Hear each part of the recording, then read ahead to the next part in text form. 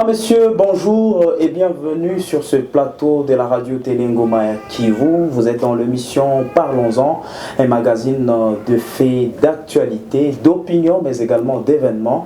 Aujourd'hui, vous le savez, dans la République démocratique du Congo, toutes les provinces sont centrées sur les élections de gouverneurs et des sénateurs. Quel est le profil de ces candidats gouverneurs pour ce qui est de la province du Sud Kivu? On en parle sur ce plateau avec notre invité. Notre invité est un acteur politique, un notable de la province du Sud Kivu. Il est également cadre du parti politique Union pour la nation congolaise. Il s'appelle Christian Wandouma. Christian Wandouma, bonjour et bienvenue sur ce plateau. Bonjour, chers journalistes de différents médias, différentes télévisions de Bukavu ou du Sud Kivu pour cette approche que vous avez décidé de venir me rencontrer aujourd'hui afin de discuter par rapport à la situation de notre province et pourquoi pas la sociopolitique de notre province. Merci également de nous avoir reçus, de nous avoir accordé cette opportunité de parler de la gestion du Sud Kivu. D'entrée de jeu, vous le savez, le 7 avril prochain, il y aura élection de gouverneur dans la province du Sud Kivu. Avant de parler de ces élections, quelle analyse ou quelle lecture vous faites de la gestion de cette province pendant ces 5 dernières années qui viennent de s'achever? Merci beaucoup de la question par rapport à la gestion des 5 cas du gouverneur sortant, M. Théonga Bijekassi, ainsi que son policier, M. Malago. Vous devez retenir que non seulement mon opinion personnelle, mais c'est l'opinion de toute la population du Sud Kivu, que la province du Sud Kivu a traversé une turbulence politique avec normalement la guerre entre l'exécutif et le législatif, et qui normalement a occasionné non seulement un retard sur le plan du développement de notre province, parce que les 5 ans a juste été consacré au règlement de litige entre le député et le gouverneur de province. Et il fallait que chacun normalement démontre ses biceps, ce qui normalement a fait que la population devienne normalement victime numéro 1. Ce qui a fait qu'aujourd'hui, vous êtes sans ignorer que personne ne peut prendre un véhicule pour aller à Mwenga aujourd'hui, que personne ne peut prendre un véhicule pour aller à Chabunda, pour aller à Calais, pourquoi pas aller à Ouvira. Aujourd'hui, c'est avec des casse-têtes. Et tout ça, c'est le recul dit à la gestion qui a été consacrée au règlement des litiges entre le gouverneur, les députés, et ainsi de suite. Pendant que ceux qui en profitaient, ce sont souvent les politiciens de Kinshasa qui tiraient de ficelles et qui faisaient à ce que la province n'avance pas aujourd'hui. Et donc, pour moi, c'est cette crise institutionnelle qui a eu domicile au Sud Kivu qui a fait que normalement la province recule aujourd'hui par rapport aux autres provinces que nous traversons aujourd'hui. On sent qu'il y a un recul, la province n'a pas avancé, les défis sont encore là. On va commencer domaine par domaine. Commençons par la sécurité. Je vous rappelle que Christian Wandouma est également connu pour avoir participé dans la lutte efficace contre l'insécurité dans la ville de Bukavu, avec un réseau qui a été connu et qui nous a aidé à sécuriser la ville de Bukavu. Avec cette expérience, commençons par les défis dans le domaine de la sécurité. Qu'est-ce qu'il faut faire? Non, vous savez que la population, en premier lieu, a besoin de la sécurité. Et c'est lorsqu'il y a la sécurité que le développement vient après. Et vous êtes sans ignorer, c'est vous le personnel de médias, comment la population a décrié plusieurs cas d'insécurité, comment on a enregistré beaucoup de morts et dans la ville et pourquoi pas dans les territoires aujourd'hui. Tout ça, c'est le fruit d'une mauvaise gouvernance sur le plan sécuritaire. Et c'est ce qui, normalement, a interpellé. Si vous voyez l'émotion initiée par certains députés, le point saillant est revenu sur la gouvernance sécuritaire. Et donc, on ne peut pas se dire que bâtissons la province sans tenir compte d'abord de la sécurité. Et c'est le pilier numéro 1, je pense, de tout politicien qui arrive au Sud Kivu, et pourquoi pas dans d'autres provinces. Aujourd'hui, il y a eu certains jeunes normalement qui ces 100 ans et peut-être la sécurité laissée par ceux qui sont, conformément à la Constitution, de sécuriser la population et de leurs biens, qui normalement demeure une mission régalienne au service de sécurité et de renseignement. Il y a eu normalement des jeunes, conformément aussi aux droits de notre pays, qui se sont dit, nous pouvons créer des organisations, c'est le cas de la force vive, pour suppléer les services de l'État au fin de mettre fin au banditisme dans la vie urbaine et pourquoi pas aussi intervenir dans le territoire. Mais tout ça normalement doit continuer et doit avoir un impact positif si l'autorité qui gouverne la cité, il tient normalement l'œil, parce que c'est à lui que revient le pouvoir central d'accompagner même les organisations de la société civile qui normalement interviennent dans le domaine. Aujourd'hui, nous saluons même le travail que nous avions fait pendant 13 ans pour libérer certains quartiers comme le Mpanzi, Tchaï, et ainsi de suite, comme Tipunda et les autres, où régnait beaucoup de phénomènes criminels comme Armée Rouge, comme Phénomène Chevron, et qui normalement enregistraient beaucoup de morts de nos compatriotes, de nos citoyens dans la province. Comme vous en parlez, Christian, quelle a été la baguette magique que vous avez pu utiliser? Non, je dois dire la vérité à cette sécurité sur des points où vous-même étiez en train de régner Non, je dois dire la vérité que les 13 ans, jusqu'à aujourd'hui, il y a des jeunes qui travaillent toujours, parce que je n'ai pas dit parce que Christian Wandouma n'est plus chaque fois à ces histoires de sécurité, ça veut dire qu'il a abandonné totalement. Mais le même travail que j'ai conçu et qui est ici, je vois aujourd'hui, il y a un député, il y a un élu de Bukavu, de Walungu, l'honorable Fokamaike, qui est revenu sur le même chemin. Mais ce que vous devez retenir est que la majorité ou certains citoyens qui, ou de loin ou de près, en tirent profit, souvent disaient, est-ce que ce n'est pas Wandouma qui occasionne, qui orchestre ces histoires? Comment lui parvient à trouver des criminels et les amener, il les tire où? Mais ce sont c'est une étude menée, étude de phénomènes criminels, les auteurs. Et là, c'est tout à fait difficile à certains services de sécurité de travailler sur ce genre de thématiques. Et nous devons nous dire la vérité qu'on encourage le même travail abattu par le député Fokamaike, qui normalement a emboîté les pas de la force vive. Ce qu'il est en train de décrire aujourd'hui, qu'il y a des criminels remis entre les mains des services, soit judiciaires et sécurité, mais qui sont relâchés, ce sont les mêmes que j'étais en train d'alerter de la province que non, oui, nous contribuons pour remettre de l'ordre, amener les présumés bandits auprès de services compétents, mais ils sont libérés. Demain armés attrapés, amenés, mais quelques jours sont libérés. C'est ce que le député est en train de décrire aujourd'hui. Et moi, je pense que ça doit attirer l'attention particulière de l'autorité, soit qui assime les affaires courantes ou assime les affaires courantes, et pourquoi pas l'autorité qui va venir pour, pourquoi pas, prendre le commande de la province du Sud Kivu. On va en parler. Quel sera le profil pour celui qui va prendre les commandes de la province du Sud Kivu? Les défis sont dans plusieurs secteurs. Brièvement, dans le secteur économique également, nous sentons que si la sécurité n'est pas bien établie dans la province, l'économie ne va pas marcher de pair. Un commentaire. Merci beaucoup pour ce cas de profil pour nouveau locataire de Nyamuma. Vous devez retenir que moi je dois analyser le profil pour un nouveau locataire de Nyamuma en deux secteurs. Le premier secteur, c'est le secteur sécuritaire. Comme je l'ai si bien dit, tu ne peux pas faire à ce qu'un citoyen qui vit à Bibokoboko aille planter, aille cultiver pendant qu'il y a de l'insécurité. Tu ne peux pas demander à un citoyen de Calais, de Minova, où il y a de l'insécurité qui vit dans tous ces coins-là, à aller s'épanouir. Impossible. Tu ne peux pas demander à un citoyen de Chabunda ou de Mwenga, ou je crois Idjui, ou ici à Luinja, ou à Brigno, d'aller se promener pendant qu'il y a l'insécurité. Et de ce même, dans les milieux urbains, donc comme Bukavu, comme Ouvira, vous avez suivi dans cette ville des cambistes cambriolés, des cambistes tués. Tout ça, c'est le recul sur le plan de développement. Parce qu'un cambiste qui te dit, je ne peux pas être sur la route à 18h en train de brader pendant qu'il y a des criminels qui vont venir me réveiller. Et donc, c'est un secteur très, très, très important. Et vous suivez cette population de Bukavu qui demande normalement trop chaque fois et qui dit normalement c'est de leur droit.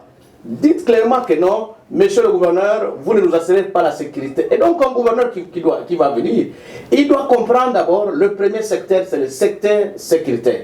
Et quand nous parlons d'un secteur sécuritaire, ça veut dire l'autorité provinciale doit se dire, je ne viens pas à Bukavu pour ramasser de l'argent et aller construire à Kinshasa ou ailleurs en Europe. Non, je dois mettre des moyens aux services habilités qui sont chargés d'assurer la sécurité de la population de biens. Pourquoi pas, au deuxième milieu, il doit se faire accompagner par des gens qui normalement maîtrisent le roi sécuritaire et non de prendre les gens parce que lui c'est un cousin, ou c'est ma cousine, ou c'est un frère, c'est un ami, et immédiatement. Non, la sécurité c'est un secteur sensible qui normalement demande aux acteurs d'être formés, compétents, ayant la maîtrise parfaite de sécuriser la population et de leurs biens.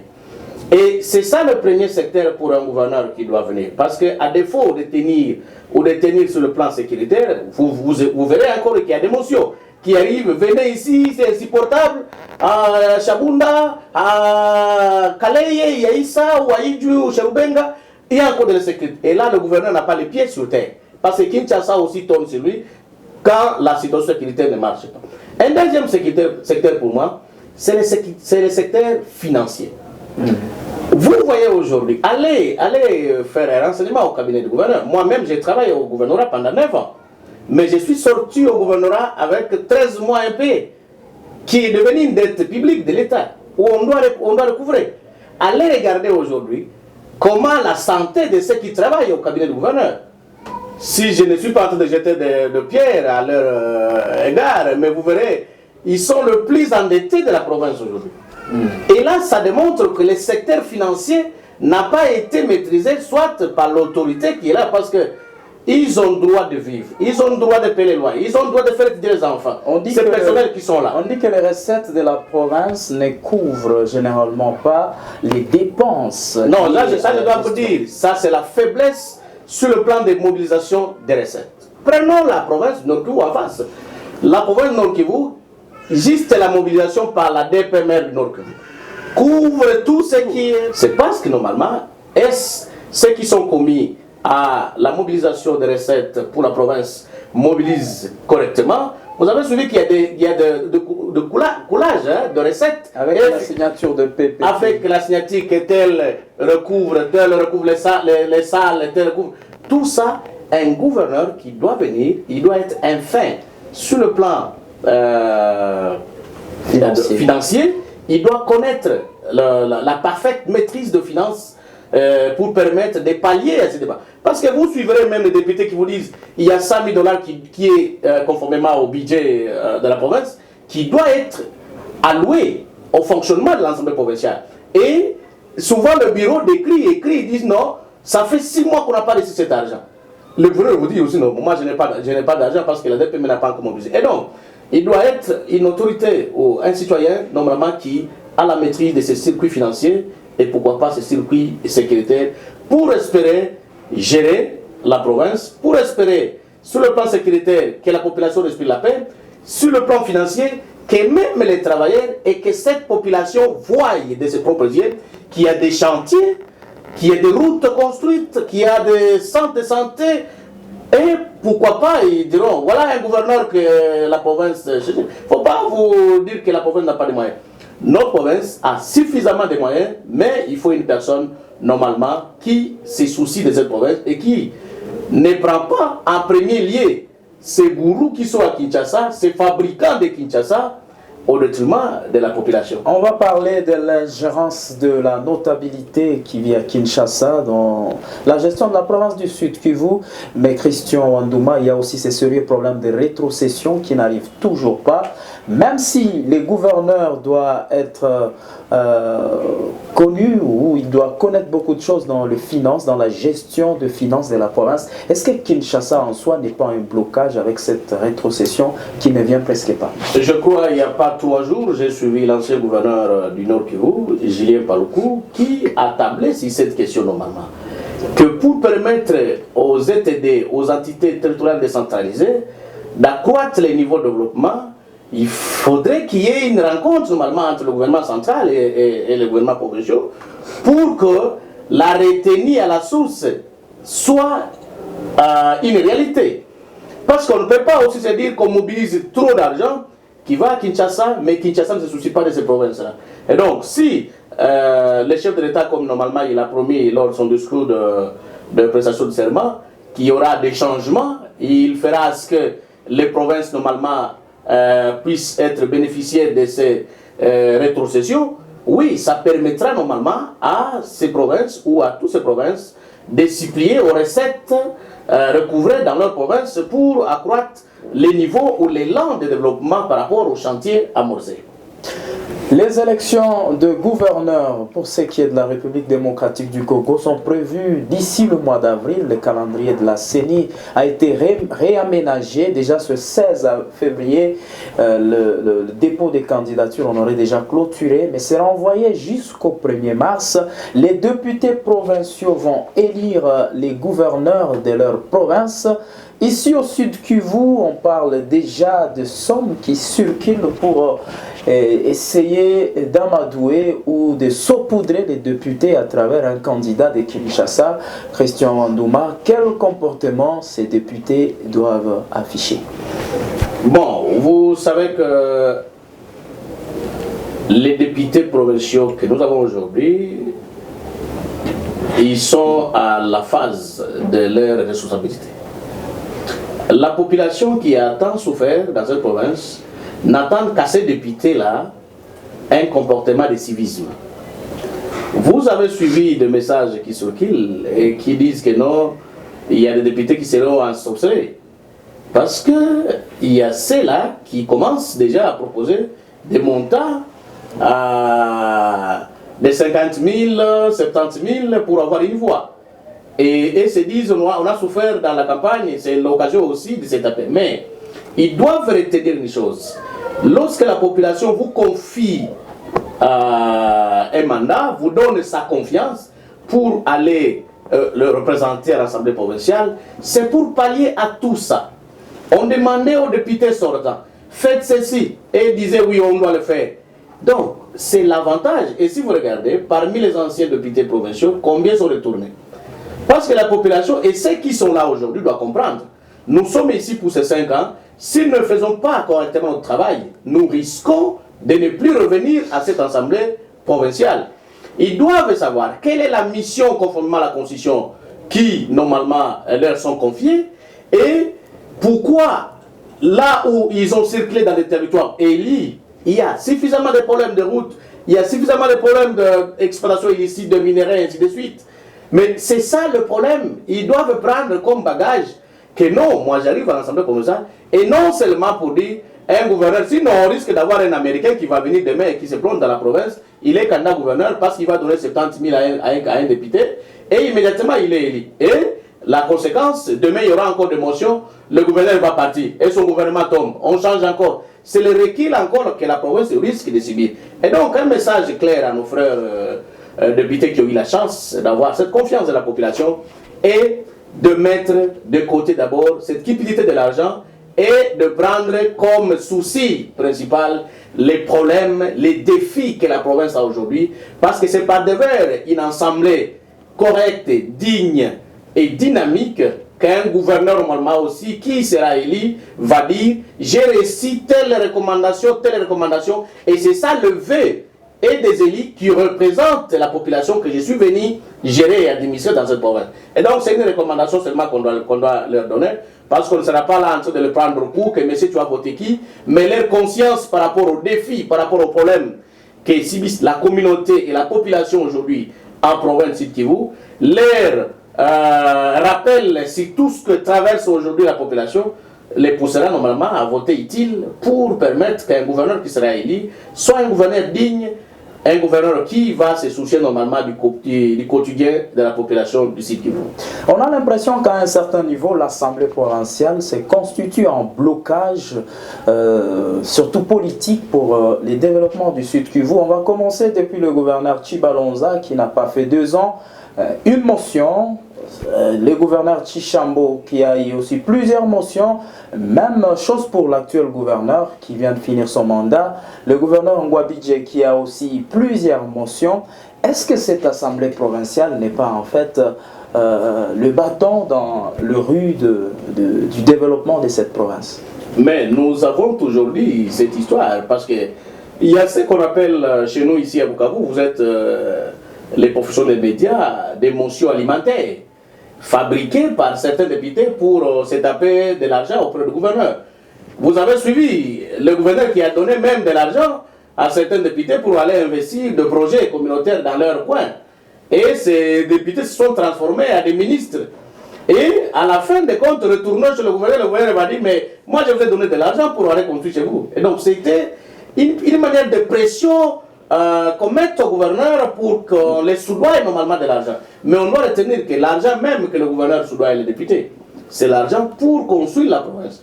Ce n'est pas l'argent que le gouverneur amène dans sa ferme de je ne sais où, mais c'est l'argent récolté par les gens qui sont commis à la mobilisation des recettes et qui le gouverneur est obligé de chercher la paix. Et quelle est cette paix? Il en paye avec l'argent de la province, l'argent qui devait servir au projet de la province, mais il les donne aux députés. Et c'est ce que la population toujours a tendance à dire. Mais parce que quand vous initiez une motion, nous avons dit ici, chers journalistes, il y a la population qui se dit, il y a l'insécurité grandissante. Oui, vous faites une interpellation, c'est ça la mission de Nelly. Vous faites une interpellation à l'autorité, venez nous expliquer pourquoi l'insécurité bat record dans notre province. Là, on ne peut pas dire que c'est une motion alimentaire. Il y a les personnels qui ne sont pas payés. Monsieur le gouverneur, venez nous expliquer pourquoi les personnels ne sont pas payés, pourquoi il n'y a pas de projet, pourquoi la route telle ne marche pas, pourquoi il y a une accessibilité entre Bukavu aujourd'hui à Calais, à Minova, pourquoi.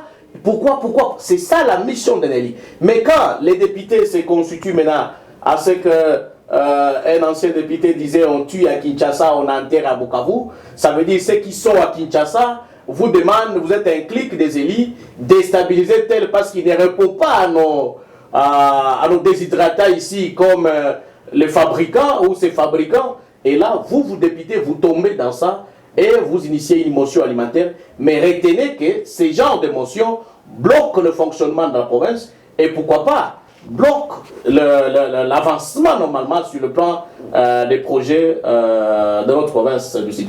Parlons de cette ingérence de la notabilité qui vit à Kinshasa, d'abord en premier lieu dans les déroulements des élections ici au Sud Kivu, surtout quand il s'agit de candidats gouverneurs. On sent déjà que chacun a son candidat, chacun veut imposer son candidat.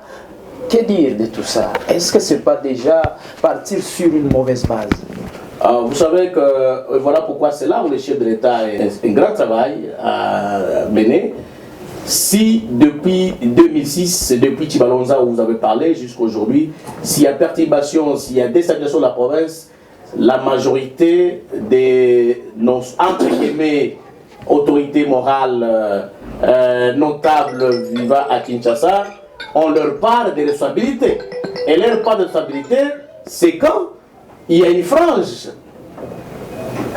de députés qui normalement tiennent qu'à leur autorité morale et qui vous dit, monsieur, ce type ne m'envoie plus de l'argent. Je lui ai donné mon chantier, il n'est pas en train d'amener le ciment là-bas. Je vous demande de le déchoir. Et là, vous vous référez aux recommandations de votre autorité morale tout en sacrifiant la communauté ou la population en général. Deuxième chose, un conseil que nous devons donner à nos leaders, à nos notables qui sont à Kinshasa. L'un de vous a dit à la place du 24, je garde encore ça, nous sommes nous les notables du Sud qui vivent à Kinshasa à la base du sous-développement de cette province.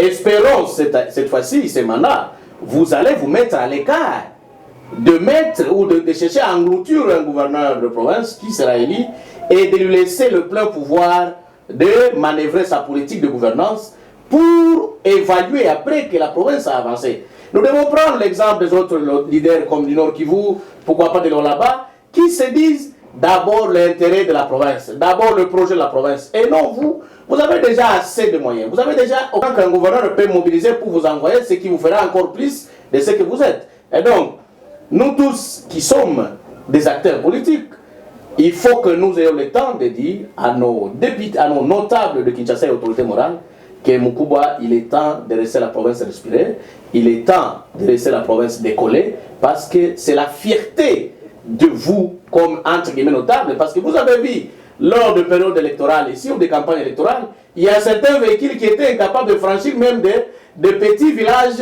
jusqu'à 50 km de Bukavu. Tout ça, c'était un ridicule à tout ce qui s'appelle notable et dignitaire de Kinshasa par rapport à ce qui s'est fait ici aussi Kivu.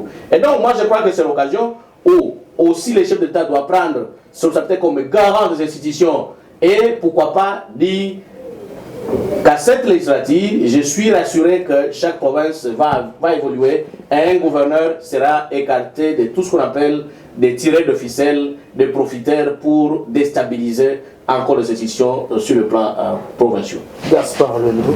Peut-être, merci beaucoup. L'émission Parlons-en, j'ai dit infiniment merci à Christian qui est l'animateur principal de l'émission.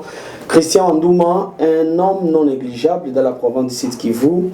Il y a les jeunes de la partie sud de la province du Sud Kivu qui ont commencé à sensibiliser les chefs de l'État, envoyer même des lettres ouvertes demandant aux chefs de l'État que l'actuel gouverneur vient du Sud-Sud. Il y a la famille politique de Christian qu'on appelle INC, où Kamere a fait son choix à Émile Soumaïli. Ton petit frère, je pense, dit quoi, une façon de dire qu'il est aussi du Sud. C'est une façon de vous satisfaire ou ça vous satisfait, ou de votre part, il y a encore quelque chose à faire. Merci beaucoup pour cette question, vraiment de curiosité. Vous devez retenir d'abord qu'il n'y a pas une tribu ou une communauté dans la constitution du Kivu où s'établit que le gouverneur sera toujours de cette tribu. Non. Et le mécontentement, le malaise qui régnait dans certaines communautés, c'est tout à fait normal. Si nous disons que la province, si tu peux avoir un gouverneur aujourd'hui, Foulirou, où est le mal? Si nous disons que la province, si tu dois avoir un gouverneur aujourd'hui, Moubembe, où est le mal? Si nous disons qu'un gouverneur doit être de Mourega, où est le mal? Parce qu'avant, nous avions connu cela. Il y a eu des gouverneurs soit de l'Équateur, il y a eu des gouverneurs Rega, il y a eu des gouverneurs Chi. Et si les autres commencent à dire que non, il n'y a qu'une telle communauté, une telle tribu qui revient toujours à la tête de la province. Et là, c'est là où je félicite d'abord mon président national, le roi Vital Kamerhe, qui, dans une réunion convoquée à la direction du parti, il a été clair. Je prends les candidats de l'axe Sud. Et c'est qui? Vous, les députés provinciaux. Voilà aussi la démocratie. Parce que je dois vous dire, les députés provinciaux, c'est la journée à Kinshasa. Qu'est-ce que vous voulez? Quel profil? Les députés, non, il doit d'abord être un élu, un député qui connaît que les députés aussi ont leur travail de faire. Et l'autre autorité morale n'a pas tergiversé à aller de gauche à droite.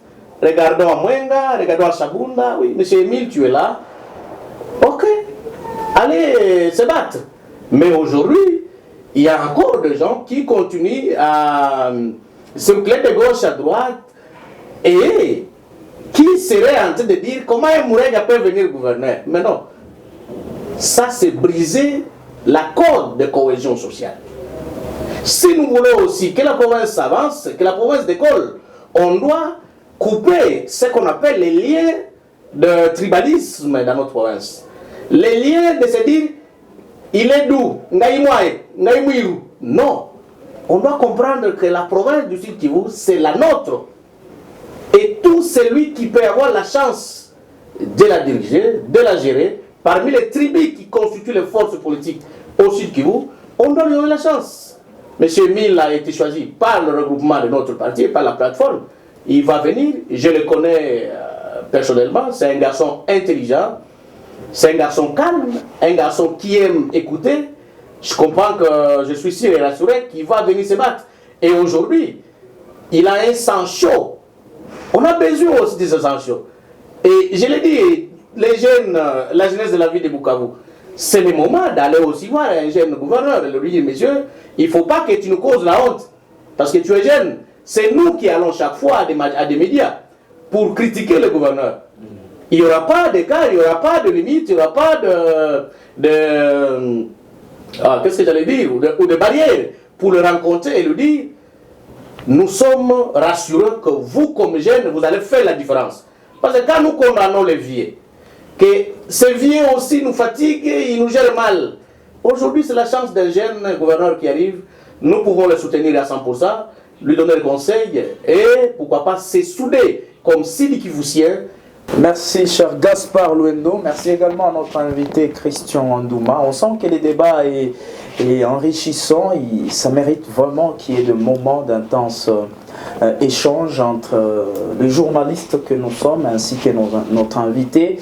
C'est la fin de ce numéro du magazine Parlons-en. Christian Andouma, un mot de la fin avant de nous séparer. Bien sûr qu'il y aura d'autres numéros où on va approfondir des sujets. Je sens que nous sommes restés sur notre soif. On va organiser d'autres numéros pour en parler.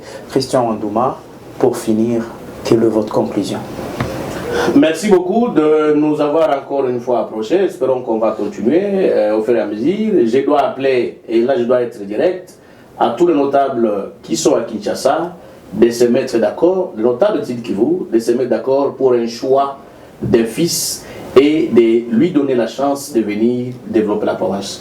À nos élus qui sont en train de nous suivre, c'est l'occasion de relever le défi et de renouveler encore votre confiance avec vos électeurs et électrices qui vous ont fait confiance et vous demandez à aller nous représenter et plaider tout le problème qui se vit aujourd'hui dans les coins et les coins de notre province.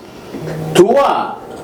Au gouverneur qui sera choisi, c'est l'occasion de nous faire normalement essuyer les larmes que nous avons chaque jour, qui coulent chaque jour par rapport à un gouverneur capable de relever les défis. À nos députés encore, aujourd'hui ou bientôt, on va voter des sénateurs. Les sénateurs ont leur mission de responsabilité, normalement aussi pour l'équilibre et la stabilité de nos provinces. Et pourquoi pas notre province? C'est l'occasion. Ce n'est pas parce qu'un sénateur au Canada va venir, parce qu'il veut protéger le million d'argent qu'il a détourné et il vous amène 100 000 pour lui donner de voix. Non. En votant, pensez à vos électeurs et pensez aux défis et aux problèmes de nos provinces. À la fin, j'ai salué toute la population du Sud Kivu, de Bukavu, pourquoi pas de l'espace Sud, comme vous commencez à l'appeler. Nous sommes des guerres, mettons-nous ensemble, évitons le tribalisme, évitons le guerre inutile. C'est en se mettant ensemble, c'est en état uni qu'on construira cette province et notre jeune, notre beau légué par nos aïeux. Merci.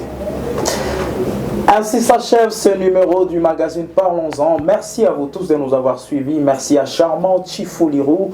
Merci à Blaise Watelaninois. Merci également à Gaspard Luendo pour leur participation et pour leur génie techniques qui nous ont permis d'arriver chez vous à la maison. Christian Mukenge, j'étais devant vos écrans pour la présentation. On se retrouve très prochainement pour un autre sujet d'actualité. Au revoir.